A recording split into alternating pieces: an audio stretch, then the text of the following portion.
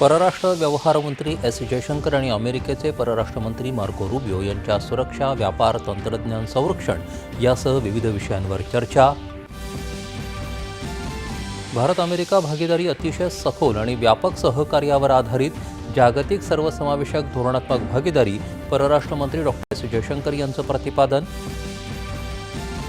भारत अमेरिकेसाठी महत्त्वाचा धोरणात्मक भागीदार असल्याचं सांगत अमेरिकेचे परराष्ट्र मंत्री मार्को रुबियो यांच्याकडून भारताचं महत्त्व अधोरेखित.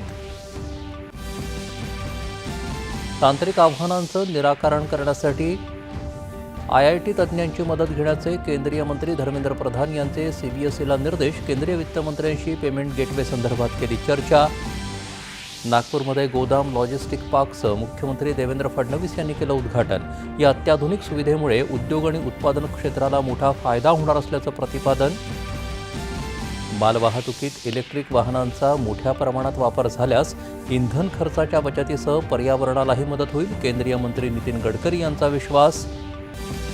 आणि विदर्भात उष्णतेची तीव्र लाट कायम. अमरावती, अकोला आणि वर्धा जिल्ह्यात पुढचे 2 दिवस उष्णतेसाठीचा रेड अलर्ट, तर कोकण आणि मध्य महाराष्ट्रात पावसाचा अंदाज.